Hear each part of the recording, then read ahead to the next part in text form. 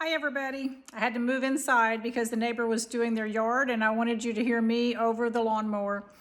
Anyway, there is more information that I'd like to deliver to you guys about how to do readings and what sort of information to deliver to your client. My angels reminded me after I came inside that it would be good to encourage you guys to learn about some concepts that are pretty universal as far as what the angels are wanting to teach people. So within these concepts, and I will either do more videos on these or I may just post them in writing on my Facebook page. I'm being told, I need to do the videos. Anyway, I will do my best to deliver those so that you guys can have an understanding. Concepts that have been taught to me by the angels. There's many of them, but the ones that I will talk about briefly with you guys would be the concept of our thoughts and the chemicals that they create. It's important to learn this and be able to share some of this information because people need to know what they are manifesting for themselves. We do have some responsibility here for what we create. Life is going to happen. There's going to be ups and downs, and it's how we interpret those and go forward with it is what is going to make or break us. So do some research on the thought process and the chemicals that are created so that you can help your client if that concept pops up during the reading. Another concept would be how to deal with grief. So do some studying. I encourage you to go and just generally study about grief on the internet and what are the best ways to cope with grief. By doing some of this, what I call book learning, even though it's not a book, you'll understand better about the grief process. The people that write those articles and those books, these are trained professionals. You will absorb some of that information and incorporate it into what you are feeling so you'll know how to speak with your client. If you get overwhelmed during a session, that means that you need to work a little bit on your boundaries so that you don't absorb what they're feeling. Very compassionate people are going to feel something when someone sits in front of them and tells them that they have recently lost a loved one, particularly when they're talking about the loss of a child. So I don't know how else to say this, but as an intuitive who is going to deliver help to the client, you're going to have to learn to toughen up and not feel their pain. Once you get emotionally involved, it's going to be difficult to deliver the comforting messages that they need to hear from you. So practice that a little bit as far as knowing what to say to these people. Another concept that goes along with grief is going to be not just in practical ways to help them to get, I don't want to say past it, they don't really get past it, but how to deal with it. There is the aspect of that the soul doesn't die.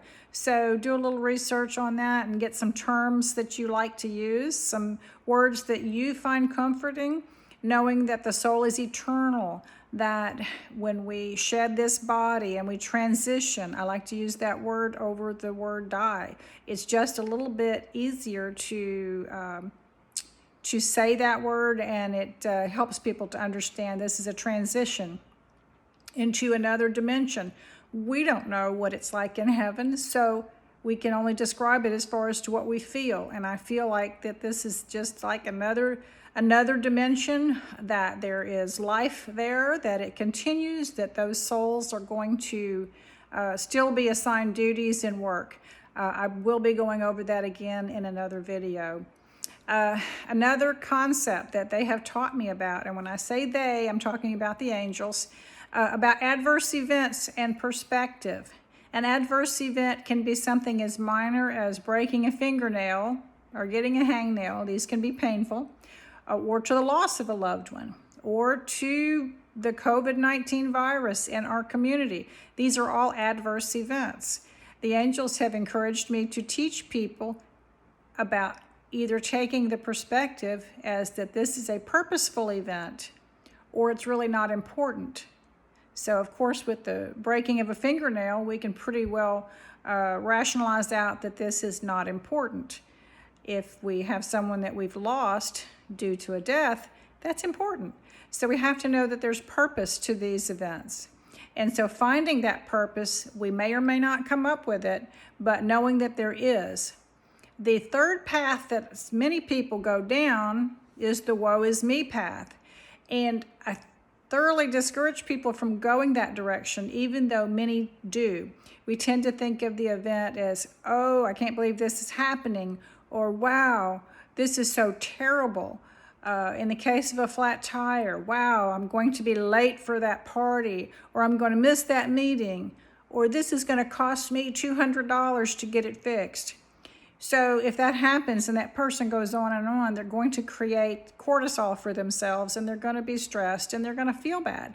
Knowing ahead of time to counsel these people to realize that, it's just a flat tire. If you're late, you're late. Just relax.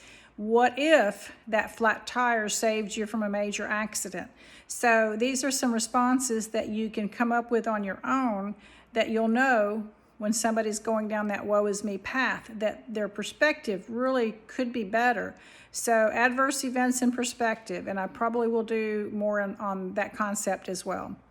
There are other types of concepts that I will be going over at a time or two, but when you sit down and do some meditation, ask specifically for the angels to deliver to you information about what you need to be able to deliver. In other words, what concepts do they want you to learn about? So if you do this, they're showing me to get a piece of paper and a pencil and then write down some words. Just write down some words. And they're asking you at that point to study what does that word mean and how you can use that around a concept to be able to deliver to your clients. Now, with all this in mind, some of those concepts are going to be delivered to multiple clients. That's when you're going to feel like, oh gosh, I'm just a recording. I'm not delivering new information. Well, of course you are, because within that, you're going to get personal messages. So what happens is, for some of you who are a little bit afraid of these readings, once you know your concepts, you know that anybody can benefit from them, you have something to fall back on, while perhaps if you're getting a little nervous. That will come up, you'll get relaxed, you'll talk, then boom, your information for that person will pop in, possibly within an example that you are talking about. A word may pop out of your mouth that you did not intend to say. Write it down and just kind of look at it and go, I don't really know what that means, but I think it was important because I don't usually use that word. So keep in mind that the more relaxed you are, the easier it will be to deliver information. Okay, I'm signing off at 8 minutes, and I will get ready and do part 3 of this lesson. Thank you. Bye-bye.